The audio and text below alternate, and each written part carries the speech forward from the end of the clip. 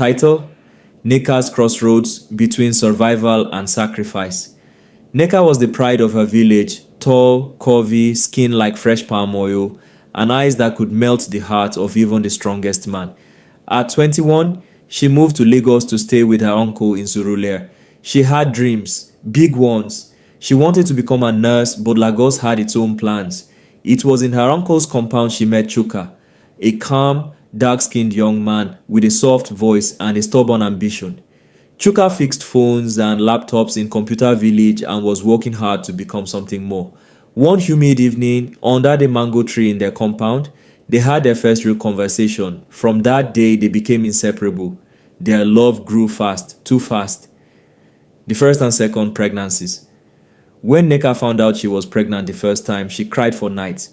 Chuka was not ready. She wasn't either.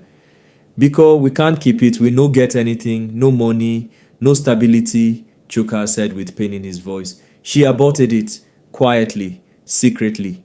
The second time it happened, they were a little older, but not richer. Again, the baby never came to life.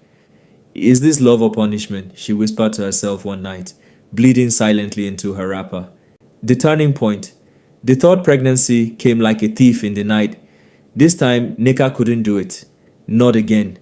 Chuka, I can't kill this one. I just can't, she said, tears streaming. Chuka was quiet for a long time before he said, then we'll keep it, we'll manage, even if Nagari with a chop.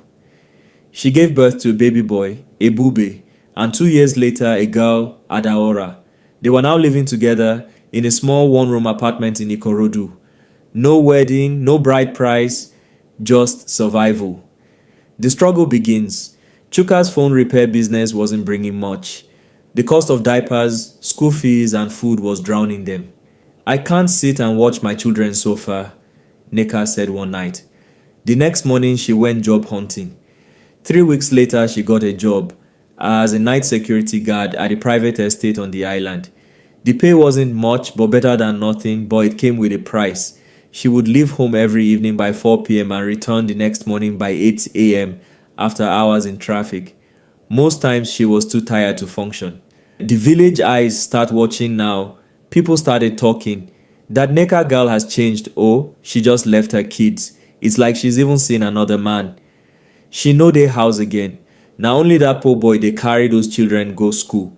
Even her own cousin called one day and said, this job you they do, it no make sense. You won't lose your family. Your children, they forget your face. Chuka, tired and stressed, began to feel the way too. He would dress the kids, make breakfast, drop them at school, and do school runs. He didn't complain, but he was breaking inside. I miss you, he said one night as she laid down to sleep. I miss me too, Nneka replied, tears falling. Nneka's silent battle. She was torn. The money was helping with the children's school fees and food, but her home was shaking. Her children were growing without her. Her man was growing distant. Her body was tired, and now her name was on everyone's lips for the wrong reasons. She sat on the floor one day looking at Adaora's school shoes that needed to be replaced and whispered to herself, should I quit and go back to joblessness? She had fought so hard to escape the shame of poverty, and now people said she had abandoned her family. Was this the price of trying? One evening, while she folded the children's clothes in silence, she turned to Chuka, her voice low. Chuka, sometimes I ask myself, should I quit this job and go back to being jobless, just to be home again for my children? Or should I keep grinding and watch my family slip away? Chuka didn't answer at first. He just stared at her, tired too, worn from carrying the weight of fatherhood and society's expectations. But you're self-employed. You can fix phones from home or around here. Me, I dey work for person. If I leave this job, where I go find another one we pay like this for mainland? You know say e no easy for woman we no go school finish, she added, almost whispering. So tell me, who really has more flexibility? That night, they both sat quietly in the dark, two young lovers now burdened by the world, unsure of who should bend and how much. What should Nneka do? Final call to action. Should she quit the job and stay home for the kids, even if it means being broke again? Or should Chuka step up more since he's self-employed and can work from anywhere? especially now that she's the one bringing stable income?